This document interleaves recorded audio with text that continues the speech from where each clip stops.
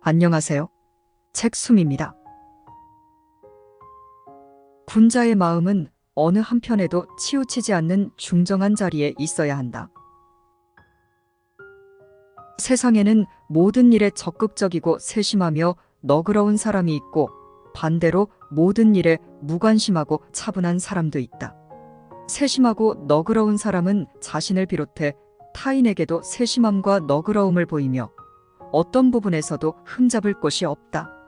반면 무관심하고 차분한 사람은 자신과 타인에게 동일한 태도를 보이며 그들의 행동 전반에서 이런 특성이 드러난다.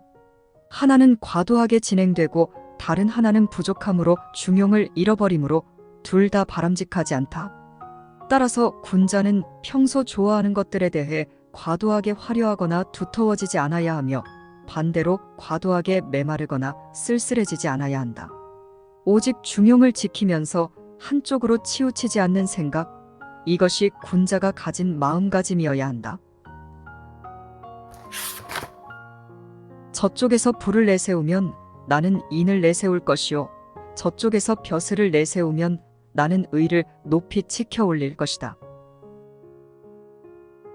만약 저쪽에서 부를 자랑하면 나는 인간성을 드높일 것이고 저쪽에서 직위를 자랑하면 나는 의리를 드높일 것이다. 부와 직위는 마치 새장과 같다. 한번 사람의 마음이 그곳에 묶여버리면 마치 새장 안에 갇힌 새처럼 소중한 자유가 빼앗기게 되는 것이다.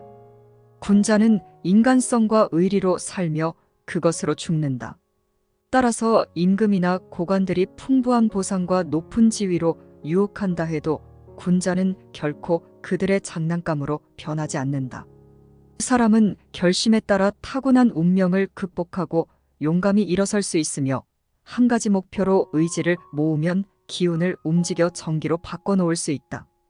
그러므로 군자는 임금과 고관의 장난감으로 변하지 않을 뿐 아니라 심지어 창조주에게도 그의 사상의 자유를 제한받지 않는다. 오직 자신의 생각을 거침없이 펼치며 단단히 앞으로 나아가야 한다. 세상을 살아가는 데는 높은 지조와 한 걸음 물러서는 겸양의 덕이 있어야 안락할 수 있다. 세상에 나와 자신의 위치를 확립하는 데는 마음을 항상 낮은 곳에 두지 않고 한 단계 위에 놓아야 한다.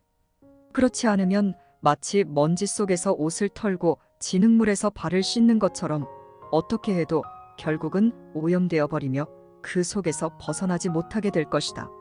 이렇게 되면 어떻게 탁월한 지조를 유지할 수 있겠는가? 그리고 세상을 살아가는 데 있어서는 자신의 위치를 항상 남보다 한 걸음 뒤에 두어야 한다.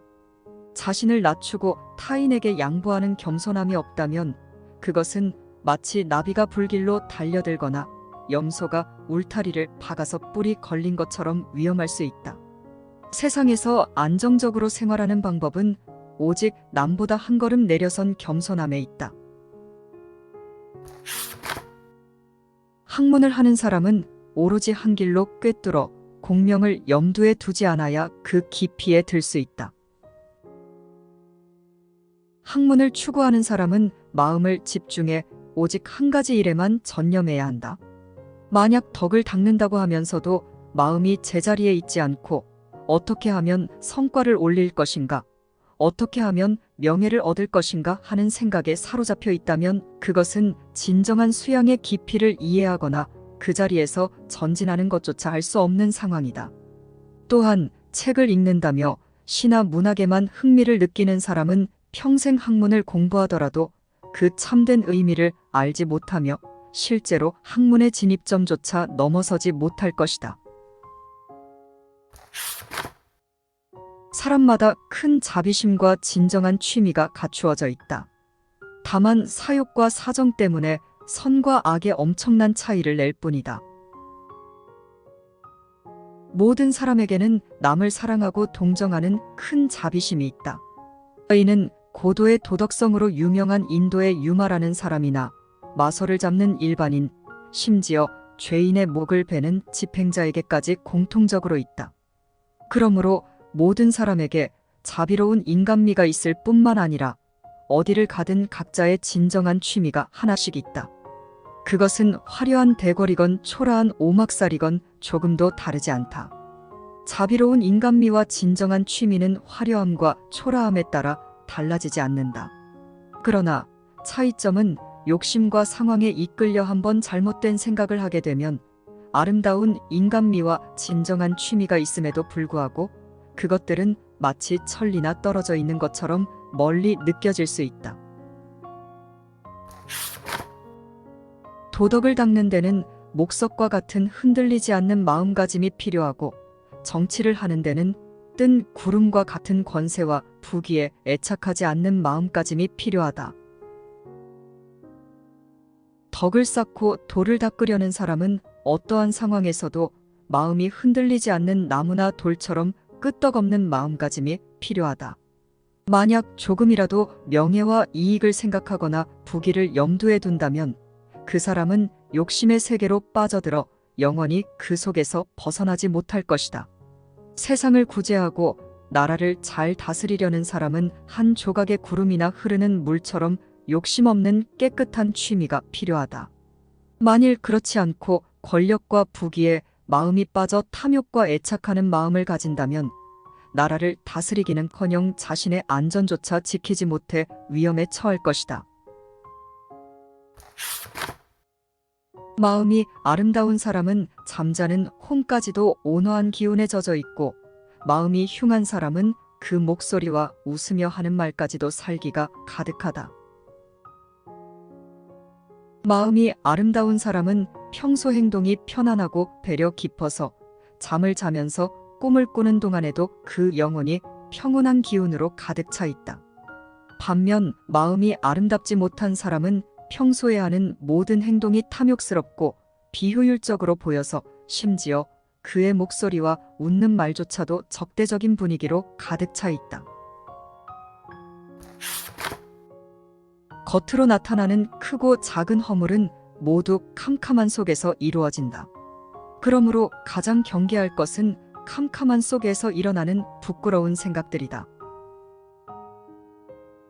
우리 몸속에 있는 간이 병들면 외부의 눈이 제대로 보지 못하고 내부의 콩팥이 병들면 외부의 귀가 제대로 듣지 못한다.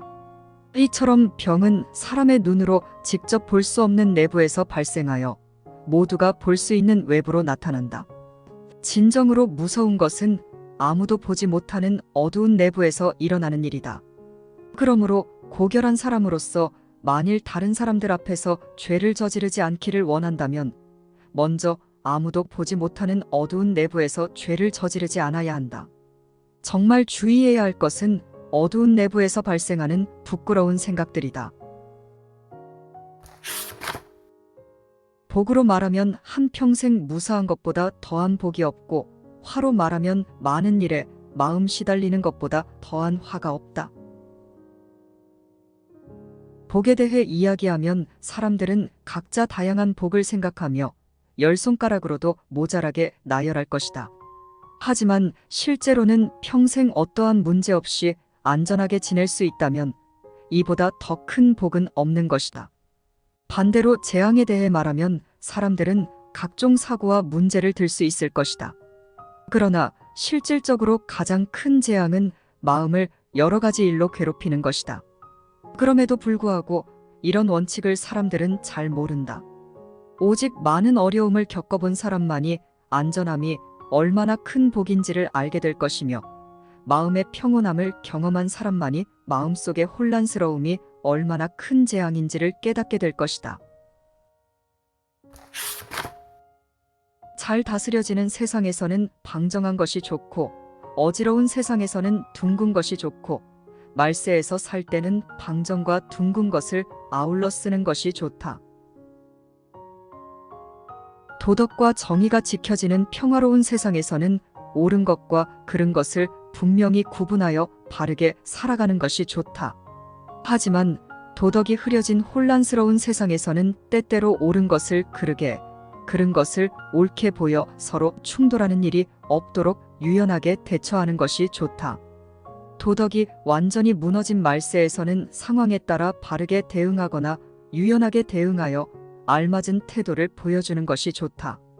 비슷한 원칙으로 착한 사람에 대해서는 관대함을 보여주고 악한 사람에 대해서는 엄격함을 보여주며 일반적인 사람들에 대해서는 상황에 따라 관대하거나 엄격하게 반응하는 것이 좋다. 따라서 이런 방식으로 착한 사람들은 더욱 발전시키고 악한 사람들은 반성하고 개선할 수 있도록 하며 모든 사람들을 함께 이끌어 나갈 수 있다.